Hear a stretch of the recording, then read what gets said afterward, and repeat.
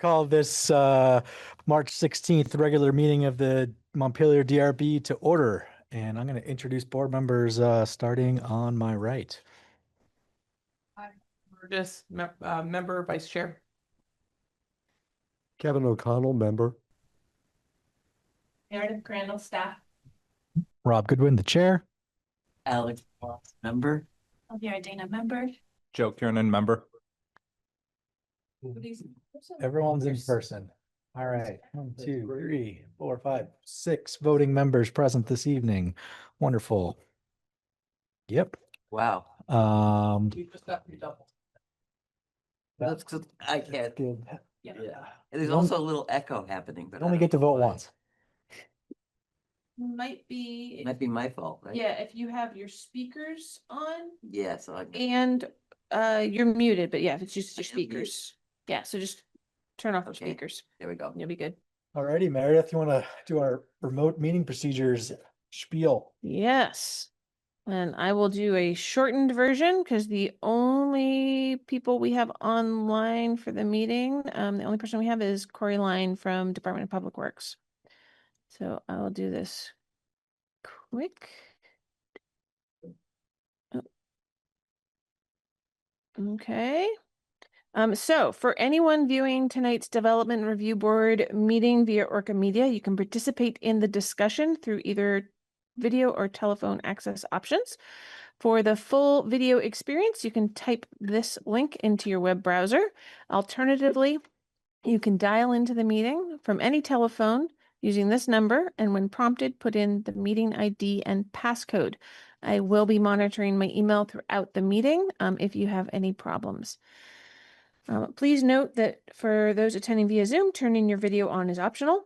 For everyone attending via Zoom, please keep your microphone on mute when you're not speaking. This reduces background noise. And note that the Zoom chat function should only be used for troubleshooting or logistics questions.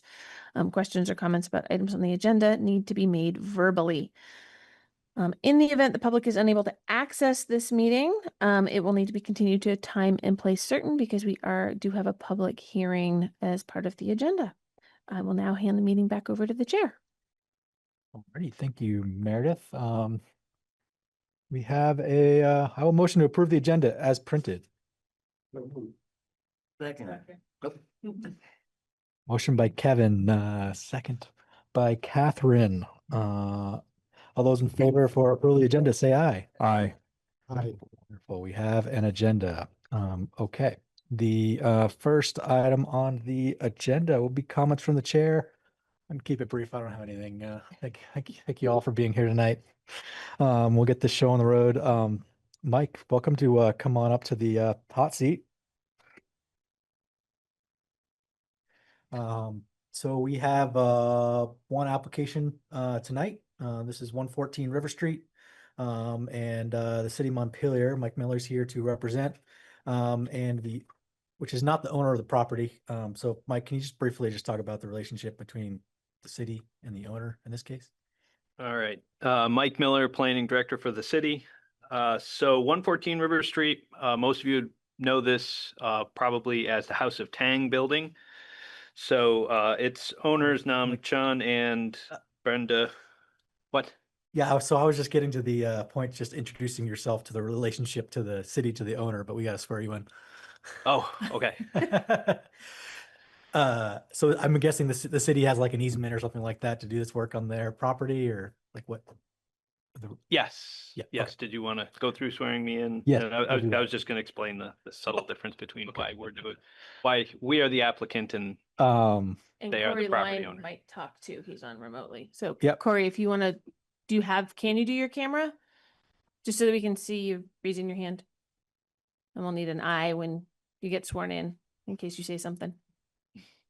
Okay. Awesome. Yep. Thank you. Alrighty. All those, hold on a second. We didn't change the wording. We did not change the wording. No, It's we a didn't- different it's spot. a spot in the rules, but we didn't change. All those wishing to provide testimony tonight, please raise your right hand and repeat after me. You solemnly swear or affirm, don't repeat after me, sorry. You solemnly swear or affirm that the testimony you're about to give is, this matter is the truth, the whole truth, and nothing but the truth, other than pains and penalties of perjury. I do. Ready? Thank you both. All right. I think we can skip your little start here, Meredith, because we have a qualified planning individual here presenting. So, Mike, go ahead. Sorry to All right, interrupt you. Sorry. The brief summary of this property and so the owners, they own the property. Nam and Brenda own the property. They are but after the flood in July 23, there was a substantial amount of bank erosion behind their property, enough so that it was undermining the building, the actual building itself that was at the back of the property. A number of feet of material was lost in that flood. And so the city, on behalf of the owners of the property, we applied for federal funding to go through and do some bank stabilization. A lot of that, the issue there is the railroad trestle kind of directs the water at their property. So we worked to try to get some funding to help them out to restabilize that bank. And so that is why, and we received EWP, and I don't remember exactly what that stands for, but it's some USDA funding that we are going to be going in using to help stabilize this bank. And so that's why we are the applicant. It's rare for the city to be kind of the applicant in these, but in this case, that's why we are the applicant and the owners of the property. Obviously, they're the owners, but I'm here to represent the project itself. I don't know if you want me to summarize basically what the project is, but it's to remove about 80 feet of the vegetation. So that way the riprap can get installed along that shoreline. It's coming before you now because to remove the vegetation along in the riparian buffer, as Meredith will probably go through some of the legal details of the zoning, we can't remove the vegetated buffer without your permission. So if we're going to reinforce this bank and put it back to where it belongs, then we have to remove the trees first and kind of go from there. Oh, so first question.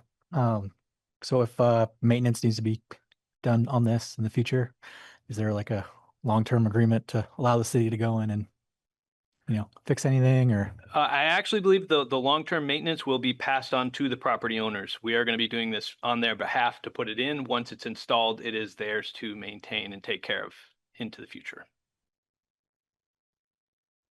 So I have a question of what's the long-term liability that that the city may experience? Like, I'm just wondering what was how many other properties are in a similar situation? And is it unique for the city to be stepping in this role?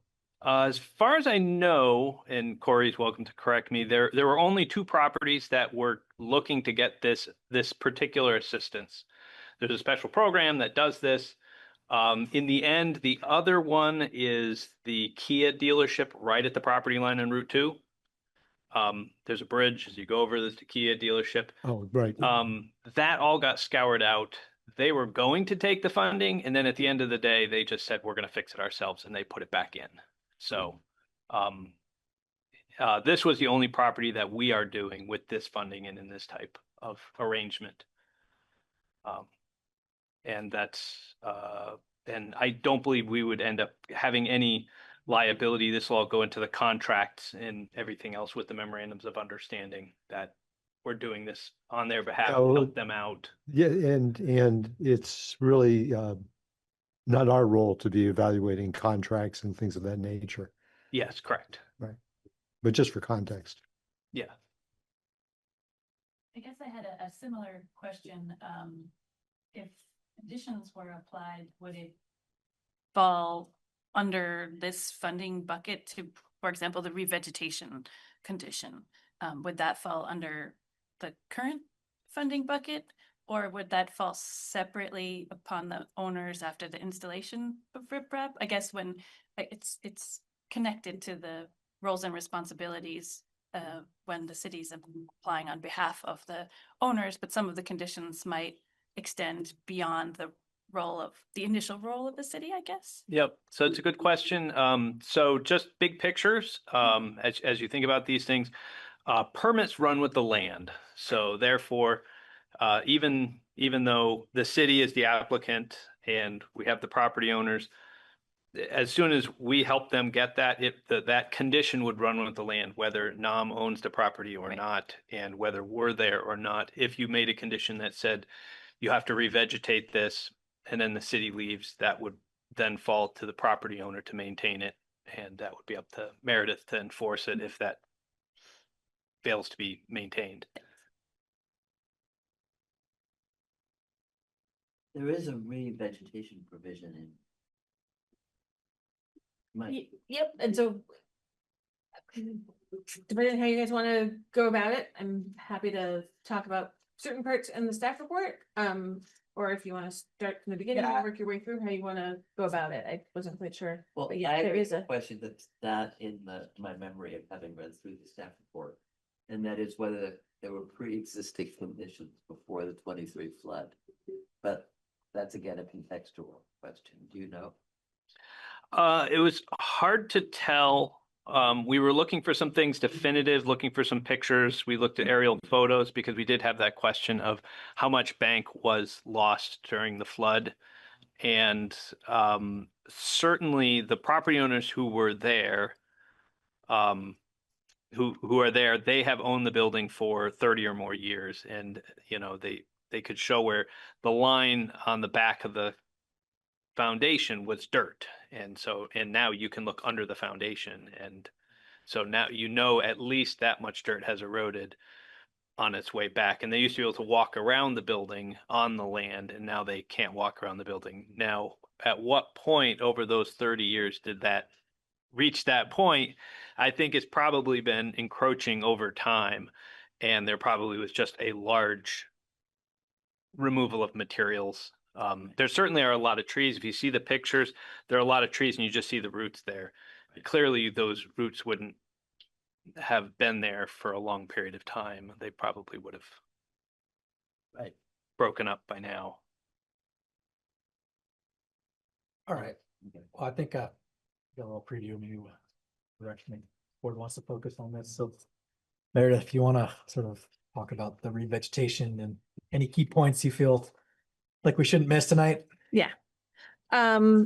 So, you know, as has been summarized, really the only reason this is here before the board is because we're talking about the riparian buffer and the need to remove some trees and shrubs, but the natural woody vegetation in that riparian buffer, that first half of the water setback.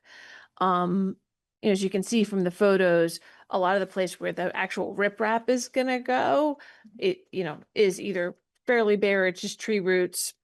They're gonna, you know, have to put in some fill behind the riprap in places, but they also have to clear trees and shrubs at the top of the bank just to get the equipment there to be able to lay stuff in. I mean, that's part of it. I mean, some of these trees are big trees, but they also need to do that to be able to then really carefully put that riprap down, and not have the trees and the shrubs and all that stuff in the way, pushing on it and keeping it from laying nice and smooth the way it needs to. Well, smoother than tree roots would allow it. So that's why it's before you. So that's all in the section 3005, and because it's not sort of our traditional, get to the waterfront thing that we've seen it before for riparian buffer. It falls under this first situation where you can't reasonably do this work without removing those trees and shrubs. So that first option for a riparian buffer waiver. This then implicates the landscaping, and that's the only place where trying to replant some of that space really comes in with actual trees, because under the standard riparian buffer area, you could just let it revegetate. Just say, hey, you can't put impervious surfaces here. You got to let it revegetate. And that would be the only condition that would have to go in there. under administrative review, site plan review, the landscaping comes in, and because they're removing so many trees in that riparian buffer area, it is going to step into cutting down enough trees and shrubs that they're probably not in compliance with the total site landscaping requirement anymore. That naturally just revegetated area in the rear is how we've been able to do changes of use and other things and say, oh, you don't need to plant anything new because you've got all this natural woody growth in the back. So I have, just stuck a number in there or a range. That doesn't mean that the board has to stick with that number. That would be the kind of thing I would do as a zoning administrator if I were to approve this without the riparian buffer issue, right? Because I have to stick exactly with the rules. The board is supposed to as well, but they have some discretion on how to do that a little bit more than I do. On what they Is there absolutely any- planted. Ecological or river health reason that the trees need to be planted at the back in the same place? I mean, if it's just, or could they be put in the side, or, I mean, is it? So the parcel, it's going to be the easiest place to plant more stuff. Most of the parcel is impervious surface.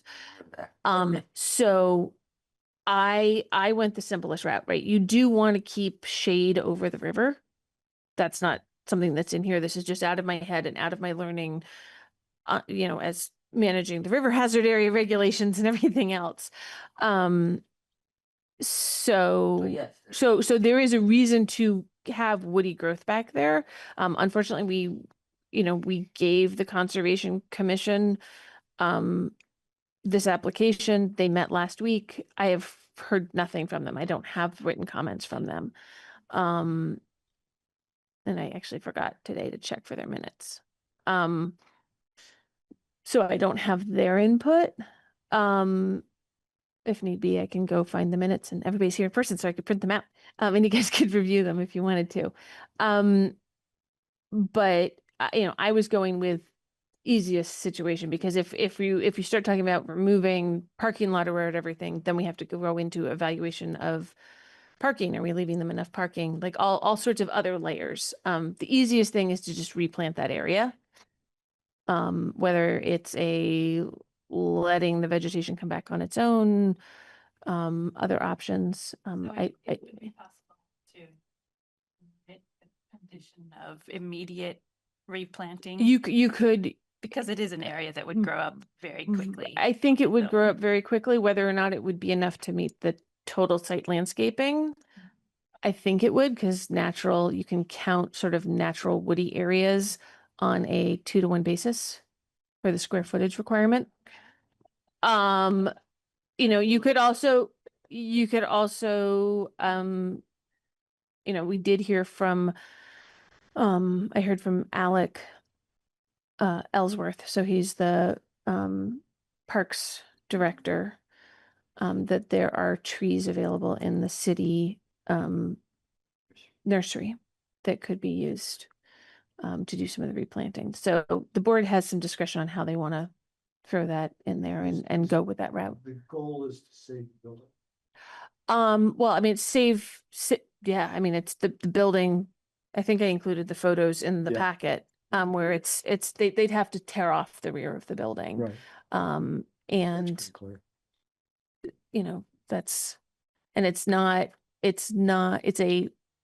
the way the water comes in here is really a function of that train trestle.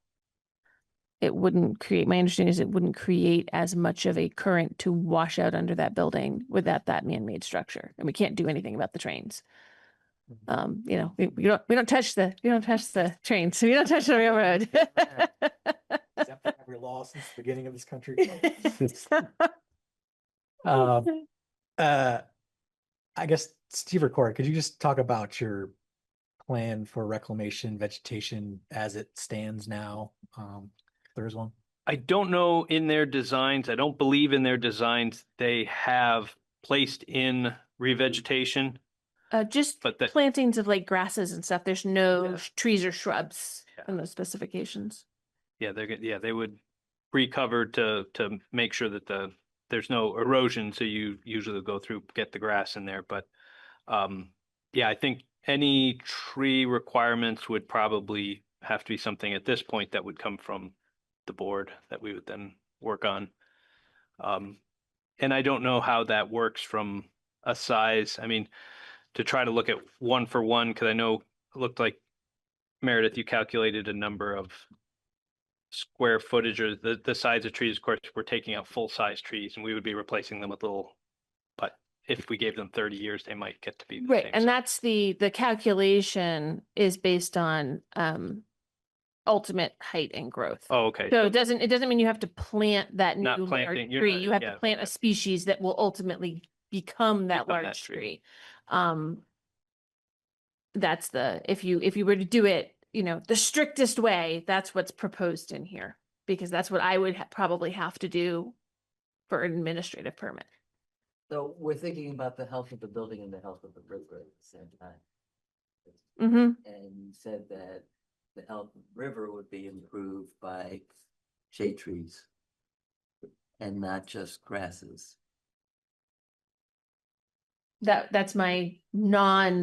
Scientific. Yeah. Non-expert suggestion. I'm gonna go. That's real why we quick. have the riparian buffer in the first place Yeah. on all of our streams, is to protect, not only to keep it from eroding, but also to shade. All those Shade the people who wanna waterways. Live between Yes. the railroad trestle.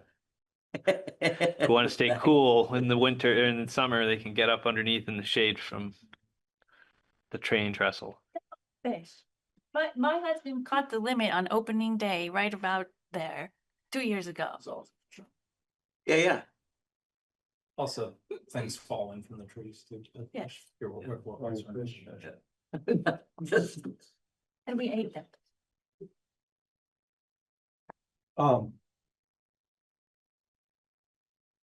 So just taking a step back for a second, DRB's role in this, the placing of this fill, reconstructing this bank is really what's happening.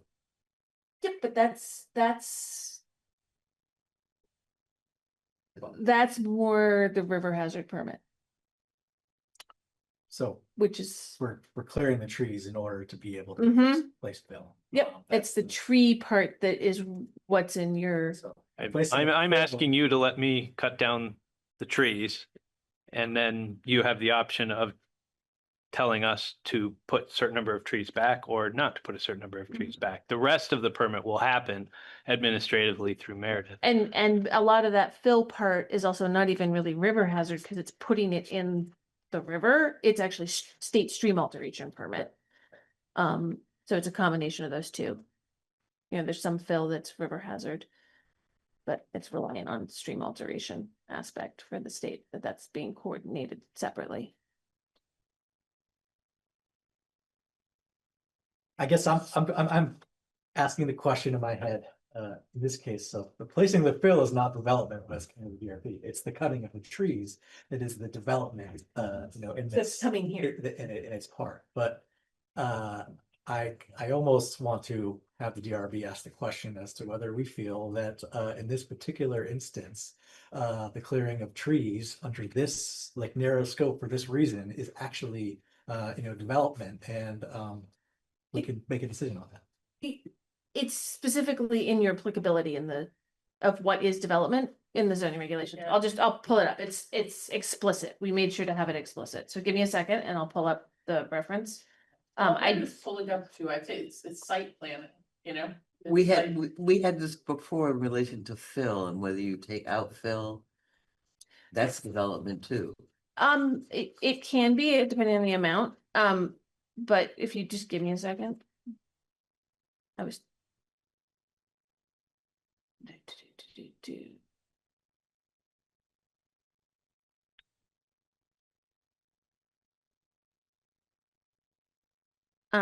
Section 1004, applicability of the zoning regulations, unified development regulations.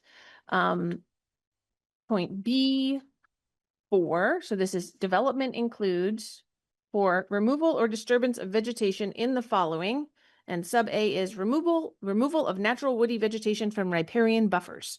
So even if there was no fill involved whatsoever, just removing woody vegetation from the riparian buffer anywhere in the city is development. Whether or not it then needs a zoning permit depends on various other exemptions further on in the zoning regulations. And this project doesn't hit any of those exemptions. And to get to your point, putting in the fill and the riprap also is development, Mhm. but does not come to this board because it's administrative. So we will get a permit for putting the riprap in, but Yeah, I just- mean, this, You can't just bring it to the bridge and dump, dump it over. they got to get the roots. They got the roots there. They got to get all the roots and trees out of the way. Right.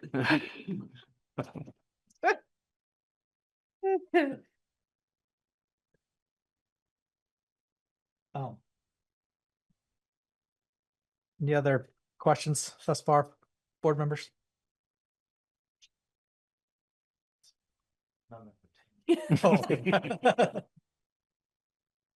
Oh. I mean, to me, I think the key question here is whether we require a condition that requires revegetation or not. And I'm leaning no, and would happily expound on why, but I'd love to hear what others think. It also seems redundant to me, given the growth patterns of exactly that type of vegetation in that area. It seems to me that it would grow up very quickly. It would be better suited to let it naturally grow up than to try, I mean, from the standpoint of trying to plant trees that will survive in that location, that would be quite challenging, requires a lot of maintenance. So to my mind, ultimately, the natural vegetation is likely to outpace anything that were forcefully revegetated in place, I think. So it seems to me unnecessary. But I'll make the other case, that it would, if we could help it along, it would be for the good health of the river, and the land. But it would have to be small caliber stuff, that's for sure. So you would only gain, some years on, useful revegetation. Well, there's some space, downstream from the building. The riprap doesn't come right up to the building. There's plenty of room there to put in, Big trees. redwood if you wanted to. No, then you would disrupt the building for other reasons. No Norway spruce, they have shallow roots that would go right underneath and lift the building. Yeah. Great, another thought. I was curious if you're planning on grubbing the slope. Is the slope gonna just be bare rock or is it gonna get covered with grubbings? I think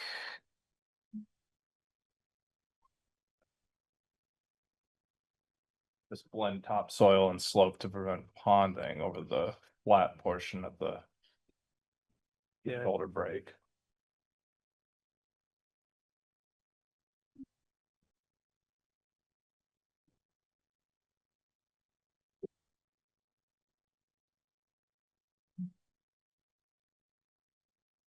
I want to say that there's not going to be soil over the riprap stone itself. It'll be revegetated at the top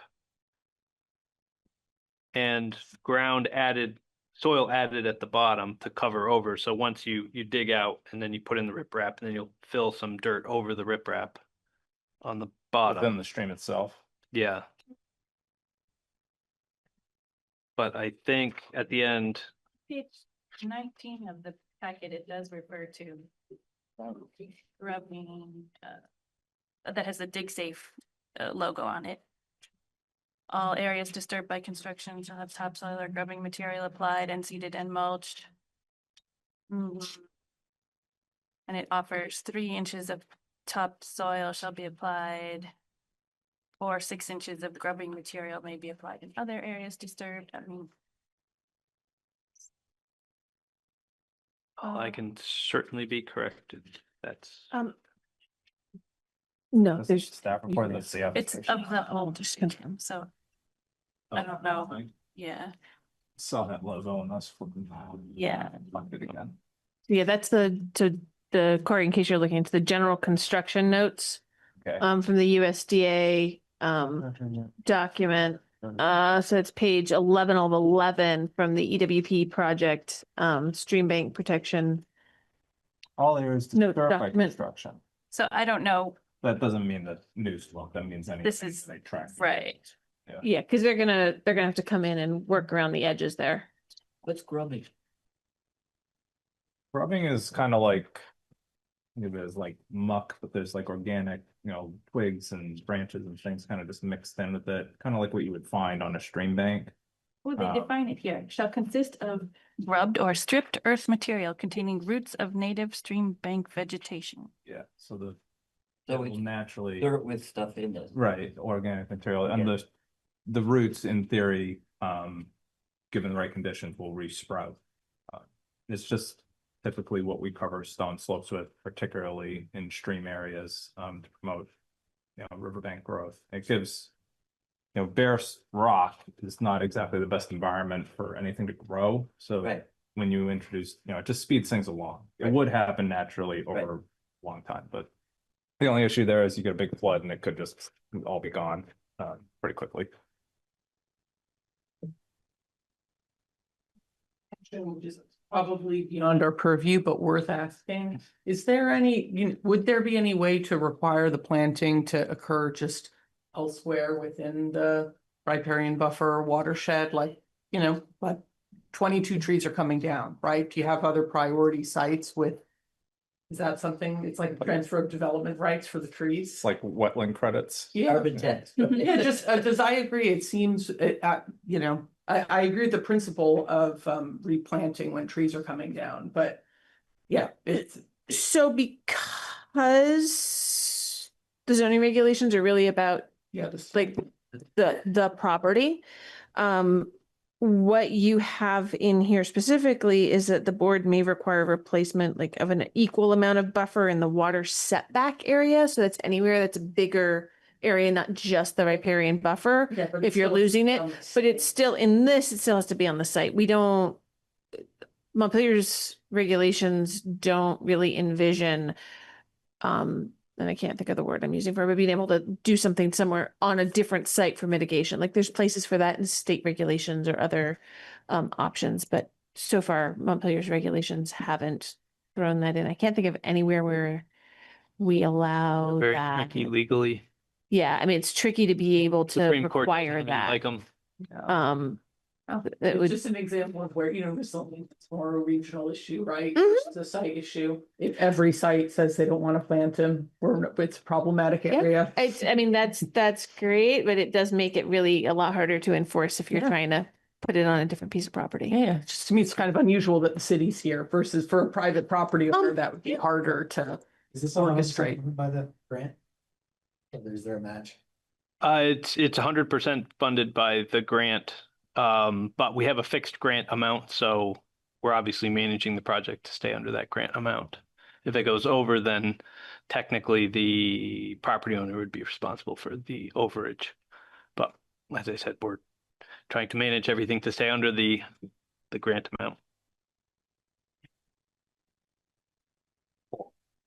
I guess what I would say is that I absolutely think it should be vegetated. I absolutely think it should plant trees, but I don't think the board should require them to do it. And I think that the city has all sorts of programs underway to plant trees, and the NRCS has got other initiatives in the watershed and whatnot. And the landowner, if concerned about the sort of site plan standards to be able to do anything, well, there's nothing stopping them from planting trees to satisfy that concern.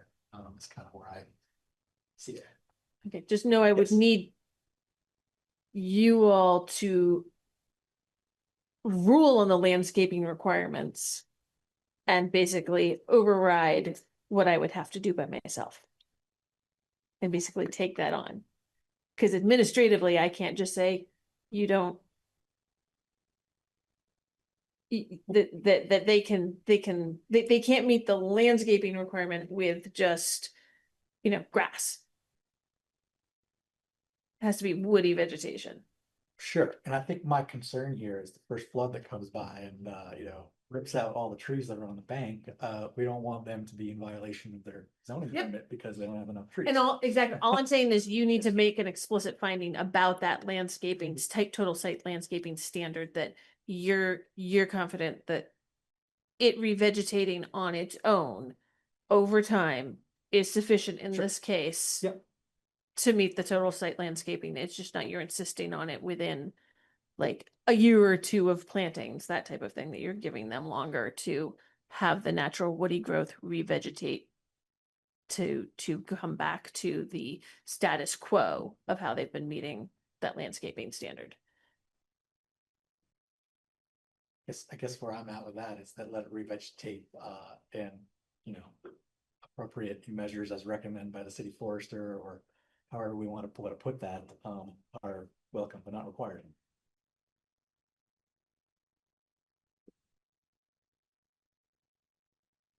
So bottom line is no change from the system. I'm a little confused on that. So we would be effectively granting approval to remove this riparian vegetation, which is the question, like that's what requires the approval in this case, without any condition mandated by DRB to revegetate, but with a recommendation that revegetation plans be followed. Is that, to my mind, that makes sense because I agree on the, yeah, that makes sense to me. I'll argue the other side of it. I mean, I think the standards are there for a reason. I mean, there's a lot of little absurdities here. But if you think it ought to be revegetated, then the reason not to condition it would be an argument for property owners' right not to be commanded by the DRB to do something that's not absolutely necessary. Or something like that. If your standard is the health of the river and the long-term, potential long-term viability of that riprap bank, I don't know. If you put in a bunch of 3-year-old specimens that, have a good chance of rooting and are appropriate, it doesn't seem like a really hard imposition. Would grubbing the slope satisfy, because it is woody vegetation, it's not grown yet, but in theory, it would be shrubs and natural spring bank woody vegetation that grows back, and it kind of expands our area that we can revegetate if we grub the slope. Yeah, I think that is definitely within the board's discretion to say that is how this is being met. Right? And Okay. you're setting that standard, right? It's not language that is in the regulations. So I would not have the discretion to make that interpretation. You guys do. But we didn't determine that it's actually planned on being grubbed right now, right? That was just standard boilerplate language that was in this. But it also, I mean, it says, hold on, let me go back. They didn't show it on the site plan, so I don't know if it was. I mean, when I look at the cross sections, there isn't. Yeah. It just shows clean rock. I mean, I would assume they would have put a layer on it that would have said grubbing materials or something to that Yeah, effect. you do They had show meant it. to. Sometimes you don't show topsoil and grubbing, so. Oh. Just, it can be left out, engineers and all that, they're concerned about the structure of it all. But Materials I see referenced in the act are topsoil, gravel, riprap. Blinking. yeah, let's see like a quantity sheet here. Detail all that stuff. What I see is that they're blending the topsoil and the slope at the top of the. Yeah. But I mean, the grubbing construction, fairly inexpensive. I mean, you could just say that we, This project. preferences for grubbing on the top, Usually down to the. I mean, it's, the thing is that, right, they also were fighting really hard, and this is not your regulation, but they need to they have to meet a no net fill. They can't go higher than it was pre-flood. I see. So that may be part of why they have the topsoil here, because the topsoil standard is, I'm trying to get back to it. It's 3 inches of topsoil should be applied to areas currently mowed. 3 inches of topsoil or 6 inches of grubbing material may be applied in other areas disturbed by construction, right? They can't make that bank higher than it was before the flood. Because then it's fill that then does different things to the height of the floodwaters. Well, you'd be increasing the volume, but it wouldn't be the height of the bank, because it's on the slope itself. So the crest would still be relatively the same crest, like it'd match into the topsoil at the top, wherever that came to. Then you just continue down the slope with, it'd usually be more than 6 inches, though. It'd be a foot. It'd be a significant amount of volume, but I guess we can see. I mean, they're excavating out. I don't know what the numbers are, but they're excavating out a lot of material. Yeah, it's on Place- page 19. Approximate quantities, excavation, 362 cubic yards, riprap, 4 feet thick, 779 cubic yards, topsoil, 14 cubic yards, and then seeding. Okay. So yeah, page 19 of the full meeting packet. It's sheet 11 of 11 of the EWP project Oh, approximately. specs. Small. Um, Alright, so putting in significantly more than they're excavating. mhm. But you said pre-flood. But that's based on pre-flood, that's Yeah, why, this is what's going back Some in. volume material that was. We got that from the state has approved that as no net fill based on their stuff, so I think we're hanging our hat on their assessment that said It's a mutually. this is where the river used to be, and we can put the riprap here in this location with no net fill, and then add all the other material back in behind it.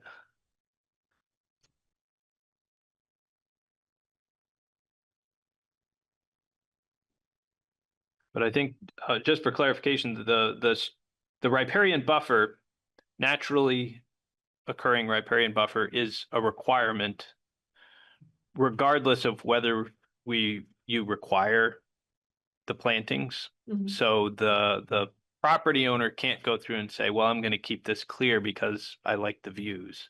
They have to let it They revegetate. have to let it revegetate back. Yeah.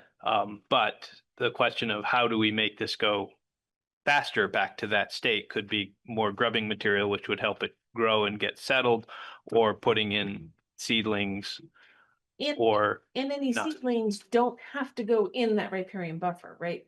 The put 'em seedlings, at the the top. plantings part comes from the landscaping requirement. So those can go anywhere that they want to plant them in the plantable land, which is they're gonna be disturbing soil in to get to the riparian buffer. Right, so they don't have to plant trees in the riparian buffer. Except that would be your primary concern. I mean, that would I be- have no desire to make them plant trees for the purpose of planting trees. Yeah, You know? I The know. only reason to make them plant something is in the buffer if it's for the health of the river well, and to prevent recurrences of the erosion. yeah, the zoning regs say they do still have to meet the landscaping requirement. I know, but we already know. But it the could be, zoning regs just and becomes a hydrology. non-conforming, Yeah, it just becomes non-conforming. I think my concern here is that we're talking about coming in as DRB and zoning, saying. ooh, sorry, that was, Oh, we're gonna plant trees because that's gonna be good for the river. It's like, well, there's also a stream alteration permit here for the state, a program that's designed in, protecting the riverbanks. There's a grant program here by the NRCS that's designed. I just would hate to get too involved in requiring something for fear of stepping on toes in like some provision or best management practice in one of those other, 5,000 pages of documents. Particularly if that provision ends up with like, I don't know, planting weeping cherries along the sidewalk, because that would fulfill the Sure. requirements. I think in a way you're better off exempting from that requirement because it doesn't actually fulfill the question at hand, which is addressed through other measures. I think. We hope. That makes sense to me. 'Cause yeah, we require them, but then we don't actually tell them what they have to do or where, right? So they could just plant them along front of the building, or, I mean, if there was Yeah, area, they there think isn't, also but the macadam, but.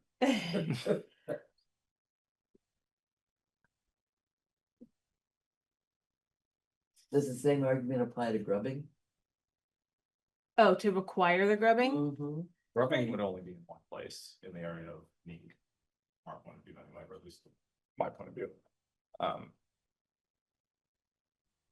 I think the same argument applies to grubbing. I mean, I think it's, you know, it's in the other programs, with purview and people with qualifications for specialties in this field to decide and, Well, I know that we don't always put grubbings down, so it's not like something that they're gonna definitely make them do. If that's what you're thinking. I don't, it's kind of, well. I don't know.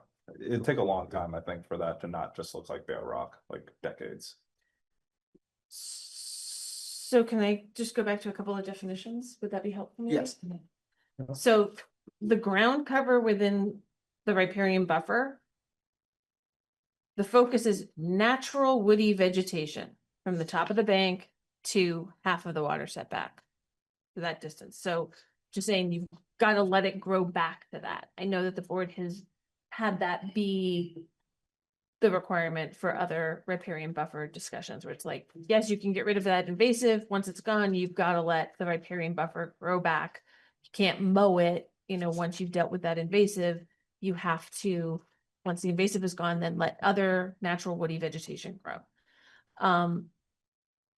And then sort of similarly in the landscaping requirement of 3203.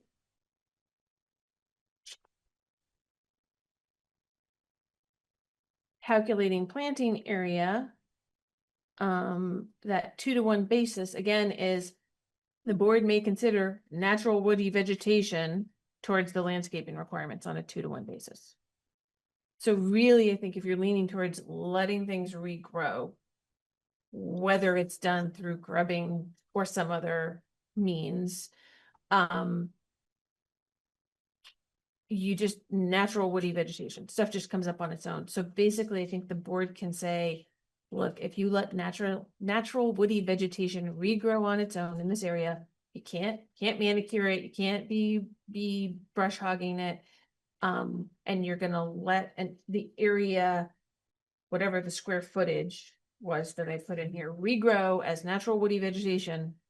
Ta-da, you've met the requirements.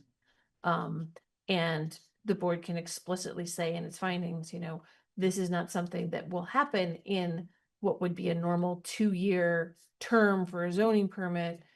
It's just you know, you can't actively stop that stuff from growing. You have to let it be.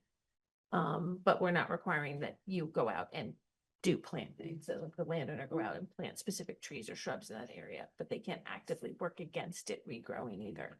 I think that might be the middle ground and way to go with it. But your formulation included grubbing, so that's.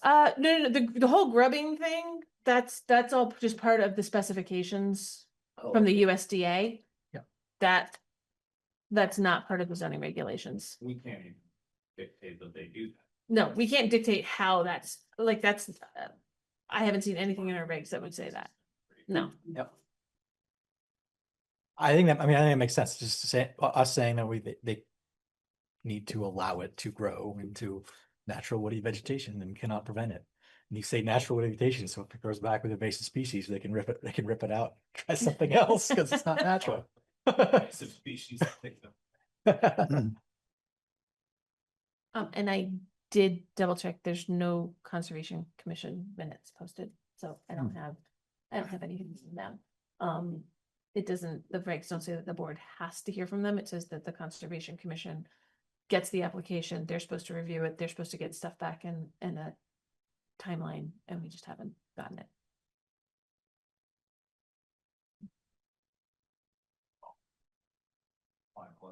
Of the trees and not require them to do any landscaping. Yep, Yep. yes. I appreciate the language around not preventing the natural landscape from coming back. Yeah. Yeah, like that you cannot actively remove. Okay, that, I mean, that can be a condition, it's the condition that's in here. Right. Yep.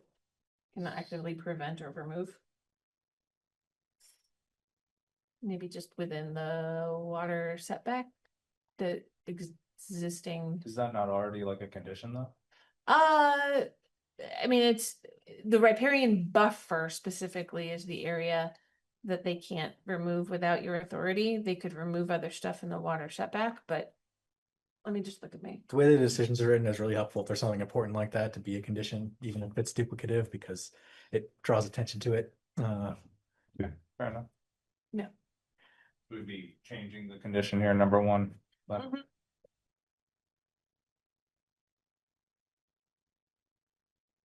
Um.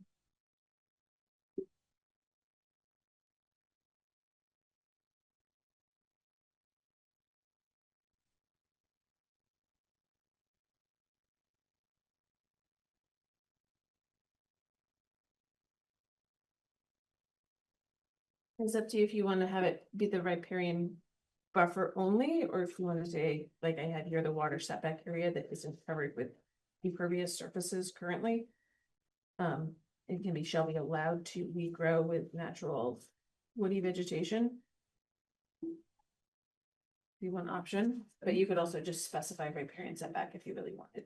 With the water setback of the greater area. Yep. Yep. And gives them, you know, because there's sometimes some parts of the water setback they might want to do stuff with, but water setback area is much of a definitely bigger area. And I think that's reasonable, especially considering that the condition is passivity rather than it's a no budget passiveness rather than a specific action. Yep. I agree.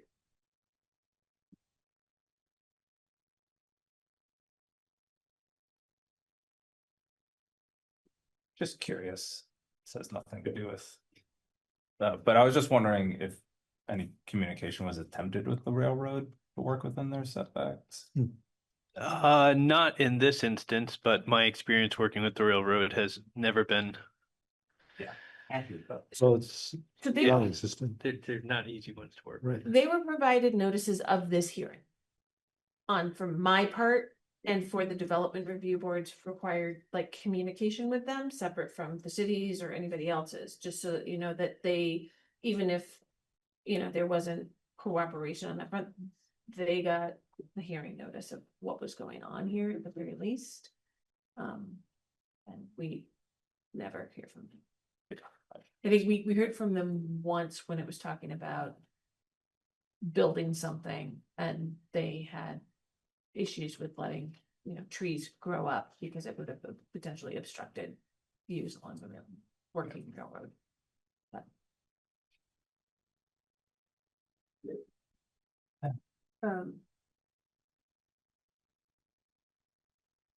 I've drafted a potential rewrite of the condition, but I don't know. I know Elvira, sometimes you're really good at this too. So if somebody else has already drafted one, then No, I think just working with the vocabulary that already existed in the draft, but shifting it away from planting and towards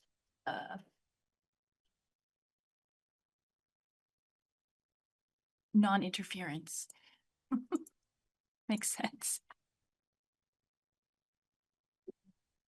The water setback area shall be allowed to regrow with, I mean, what do you have? Without interference, you could Right, say. without interference. Zone. Woody, but there was a natural woody vegetation. natural woody vegetation, that's what I'm looking for, Water setback areas shall be allowed. You're keeping it much simpler. Yep. to regrow.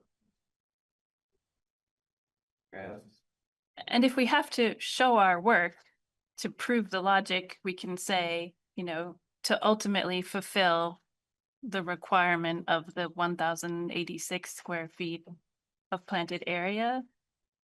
I mean, if we need to justify why. We have a site plan that shows the water setback there. So if you look in your. Oh, you know what? I don't think I checked that in there. The one with the FEMA map. At the beginning, I show approximately, because I mean, there's trees in the way, the riparian buffer distance. It's supposed to be 10 feet. But it shows 9.4, shows page 3 of the staff report. Shows approximate 9.4 feet from the top of. We're And it's- estimating the top of the riverbank is in there, and so the water setback is 20 feet. So Oh, it's not, the full water setback already goes to impervious surface in a lot of places. I Okay, think also on page 65, there's the.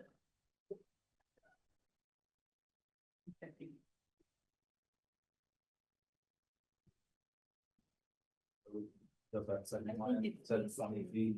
These numbers. Yeah, I think that's the water. Half of that, right? Oh, you're looking at the big, that 2022 site plan. Yeah. Yeah. Yeah, I kind of forgot that had. Shows it coming right up to the parking lot, basically. Yeah. So it kind of peels off.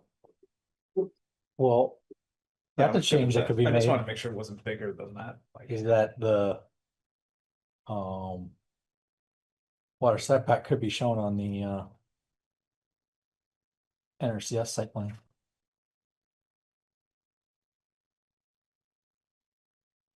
we're gonna require it, it might fall. I mean, that hand-drawn thing there, So- that suffice. Let me show you. Let me pull it up on the map, if that's okay, or can I pull it up on the map, on the? Do we have that layer on our GIS? If you want me to, if you're happy with the 2022 plan. Leave it.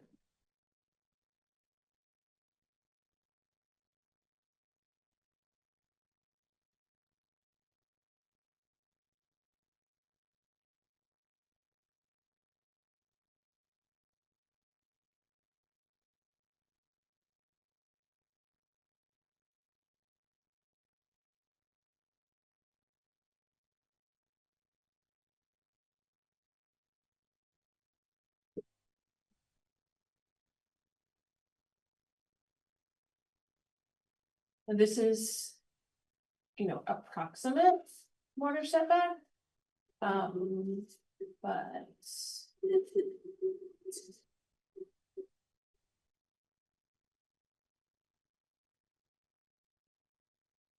That kind of pale layer here. Is supposed to be approximately where the water setback is. So it really, right now, they have vegetation outside of that water setback.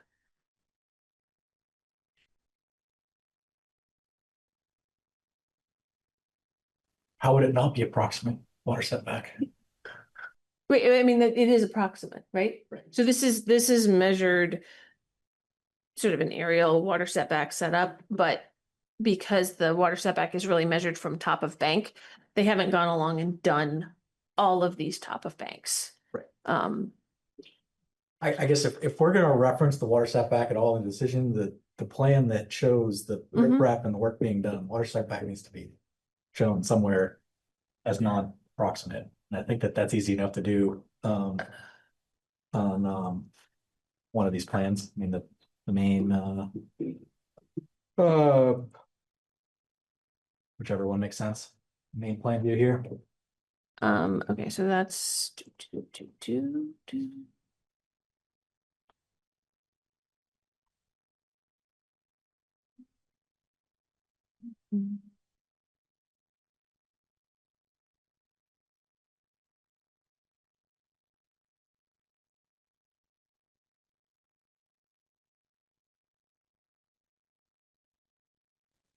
Seems like it would be the one on page 10.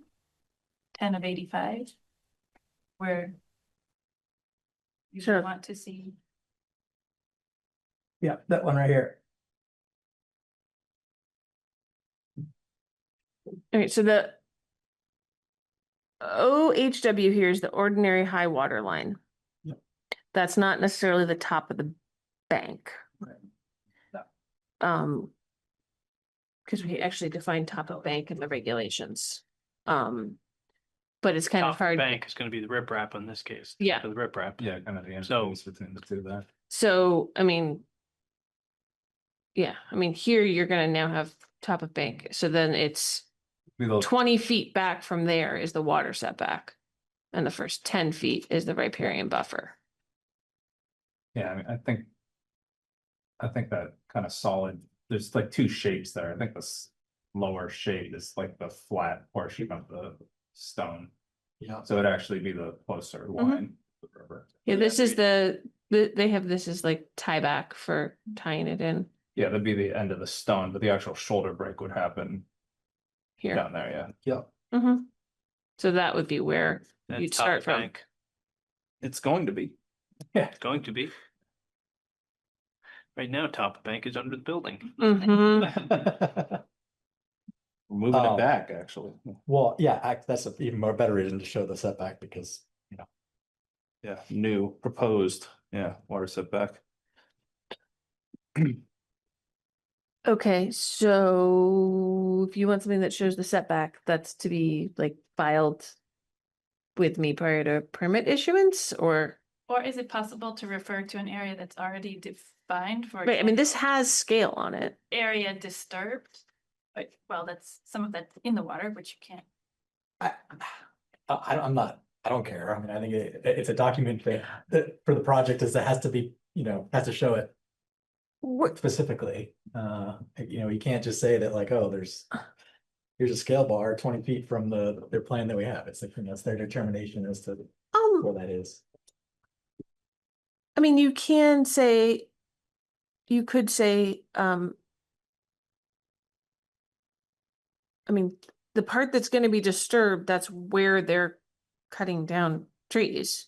Right, so couldn't you refer to the mapped area to be disturbed must not be disturbed? After it's disturbed? You know, if there's a complaint that they went and they cleared stuff at the top of the bank, the inspector needs a piece of paper to go out there and say, oh, the setback line intersects the building like right here, and I'm standing right here.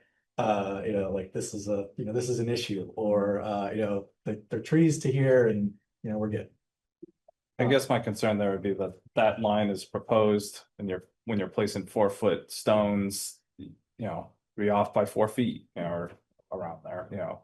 It's just any line we put on there would have to be approximate to begin with. And I think language, is there already a restriction on clearing within the? Yeah, but within the first 10 feet, within the riparian buffer, Okay, from so the we'd top be of trying to bank, so. extend it then to 20. I feel like that's just, if there's already the 10-foot requirement, maybe you just leave it at that, and then there's no ambiguity about it. Well, I mean, Because riparian buffer is already defined, Mhm. so we don't need it to be defined specific to this. I don't Site. think you need to. I think if you say, combine the, you could say, if you really wanted to, you could say that the greater of the area to be disturbed, I mean, you can really just say within the 10-foot riparian buffer, so. Yeah, Also, it's Right. worth noting out that area of disturbance includes any temporary disturbance, vehicles tracking, you know, all that stuff, you know. Disturbance from the excavation, so then you're expanding the area beyond just what we're looking at there. Oh, yeah, okay, 10 foot, 20 feet. I agree with the 10 foot, but where is the 10 foot? Well, it's already in We there, don't need so to like- define it at all. If we simply refer to riparian buffer, anybody who comes to do a site inspection would use the same guidance that they would use for determining where the riparian buffer lies on any property. Yeah. Yeah. I mean, It is not necessarily mapped. and it's not gonna be based on this plan, it's gonna be on the final constructed, where is the top of bank? Right? Because as Joe said, it may shift some. So the area that can't be disturbed later is still the riparian buffer. those first 10 feet from the top of bank. So they have to allow the riparian buffer to regrow with natural woody vegetation. I mean, and you can say just that if you want, and that simplifies it versus trying to get into the number of square feet. The riparian buffer. Yep. After completion of this project, the riparian buffer zone must be allowed to regrow with natural woody vegetation. And you can say, because part of that riparian buffer is technically where the building is, the riparian buffer zone that is not, you know, currently covered with impervious surfaces, if you want, or whatever, but but you can say that, you know, because you're not trying to make them lose their parking lot. Either way, you can keep it, just say,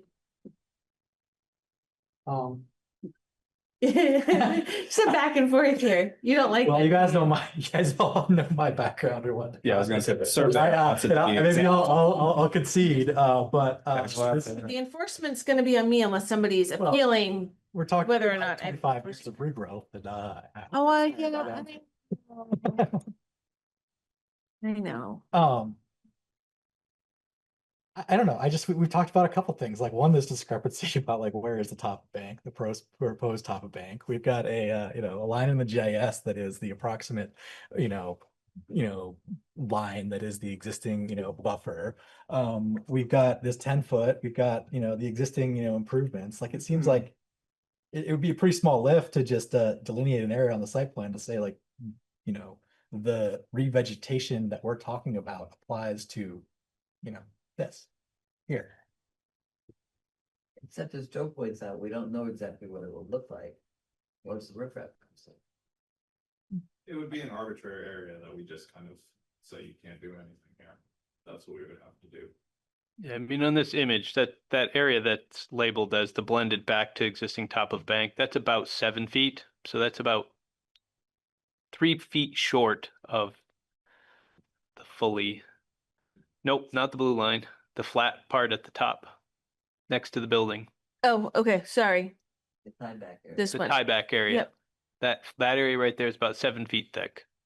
And your riparian buffer is 10 feet, so it's about 3 feet Right. farther than that. So it's, Farther inland, right into the building.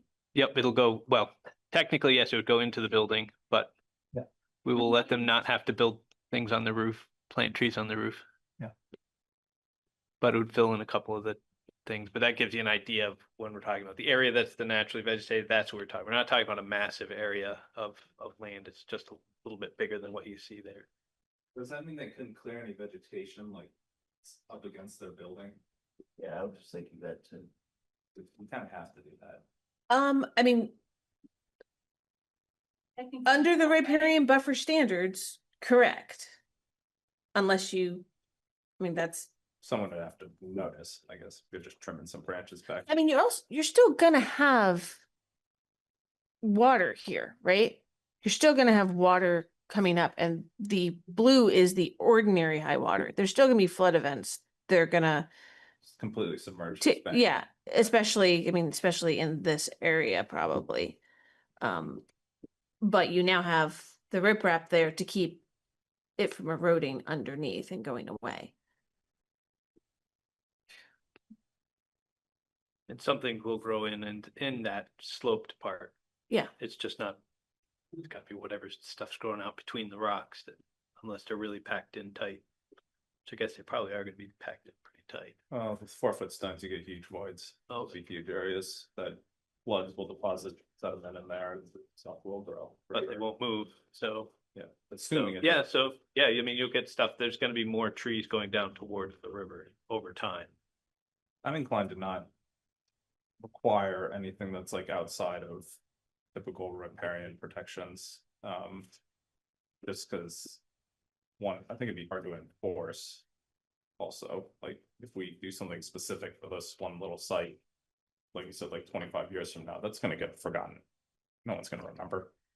No one's gonna look into it if someone's cutting trees from around the building, you know what I mean? Like, And it's a non-conforming building anyway.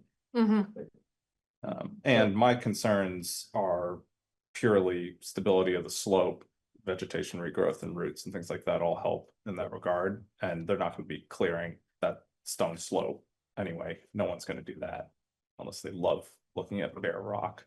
Be a lot of effort.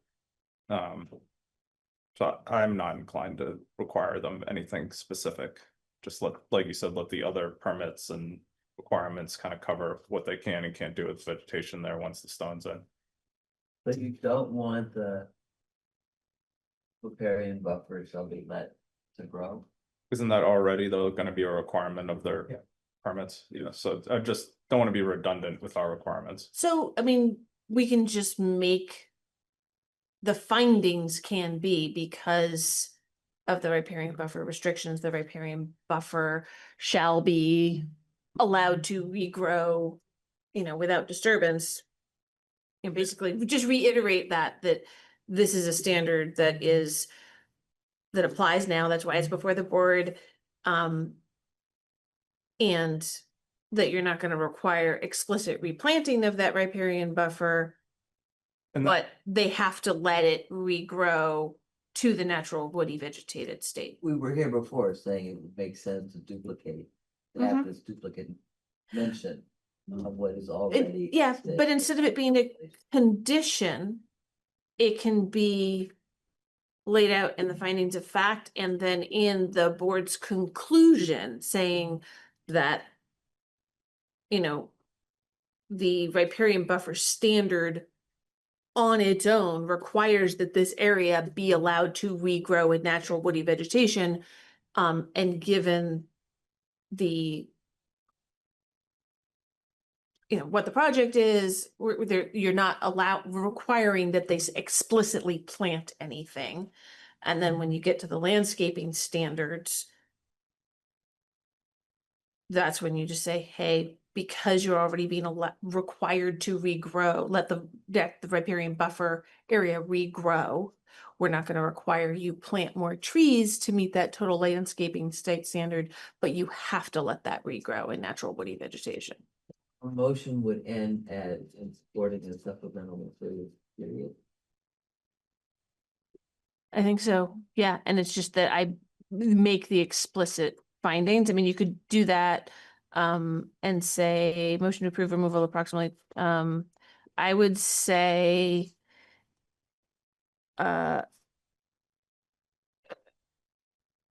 yeah, I think you do that. And it's a reworking of the findings of fact in the landscaping.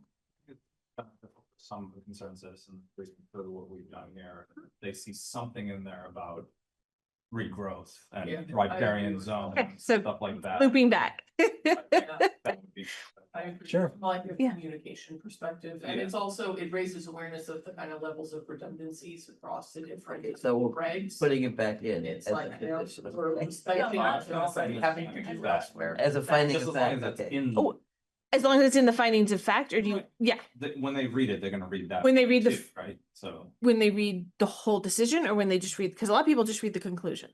then we can say you didn't read the whole thing. Okay. I'm fine with that. I mean, the zoning administrator has to read the whole thing.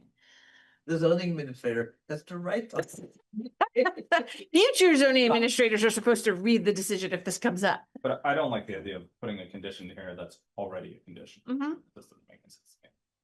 I guess, I mean, to make it simpler, I would say that you make the area to be to allow to be revegetated. Within 10 feet of the top of bank is the area we're talking about, and we get rid of the rest of it. It's just, Right, the riparian buffer is that area. Simpler. So I think are you saying are you saying in the findings of fact, or are you saying as a part of the condition of? as part of the condition. Also back on condition. How about, motion to approve all that through supporting supplemental materials with the understanding that the natural,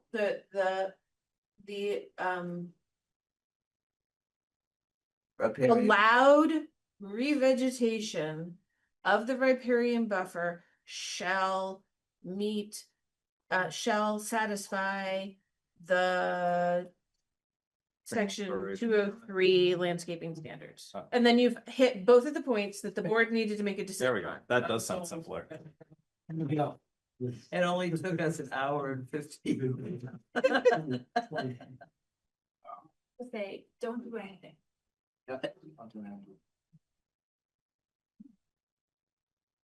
The shepherd of the motion. I mean, I'm happy to. It's kind of far away from the language I need physically.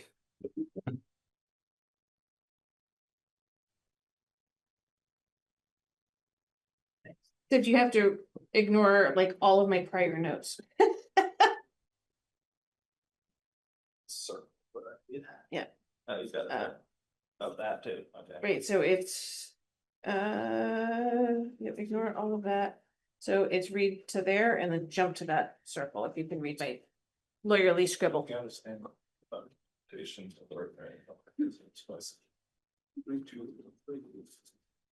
Let's get on standards. All right. Well, let's try with this. lots of assist. We got there, I think. All right. I'm gonna make a motion. Go ahead. Motion to approve removal of approximately 22 trees from within the water setback area of 114 River Street as part of a riverbank stabilization project as presented in application Z 2026-0011 and supporting and supplemental materials with the understanding that the allowed revegetation of the riparian buffer shall satisfy section 3203 of the landscaping standards. Motion by Joe, second by Alex. We'll move into a roll call vote unless there's any discussion. Seeing none. Catherine, how do you vote? Kevin, Yes. Alex, Yes. Avira, Yes. Joe, Yes. and Rob, the chair votes yes. That is 6-0. Thank y'all. And Rob, this decision will be on a bit of a fast track. I will try and get it to you as soon as possible. Sounds good. I'm going on vacation next week, so You said you're on vacation next week? yep. Okay, But I am oh yeah, probably gonna have to get me Thursday afternoon. But we also have a vice chair, so in case you do not you can sign on his behalf as having been vice chair. I've done that before. We've had that happen when someone's out of the country or unavailable. This group didn't even know the definition and didn't even know the origins of riprap. Started to discuss, Oh, like, yeah. No, Learned so much. diligent. learned so Look it up. much. Okay, we do have some minutes to approve here from the last meeting on the 2nd, which I believe was just the approval of our rules, unless I'm remembering it incorrectly. Anyone have any revisions to the minutes? No revisions, but a motion. Accept. All right, motion by Kevin, second.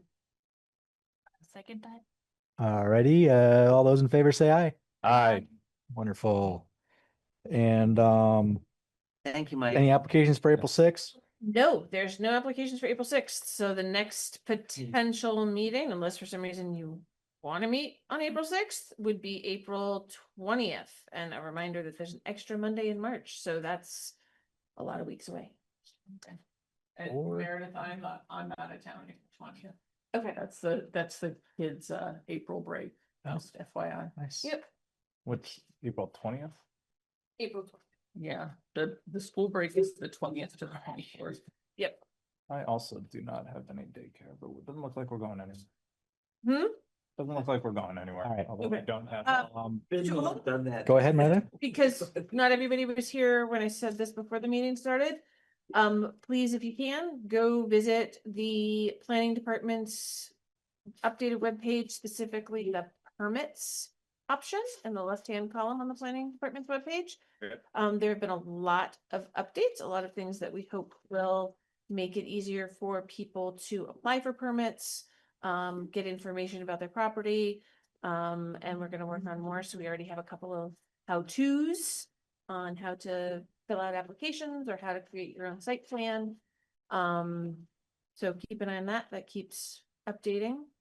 And then we'll keep trying to improve things and make it easier for everybody to go through the process. Hey, thanks. I motion to adjourn. All those in favor say aye. Aye. Meeting's adjourned. All right.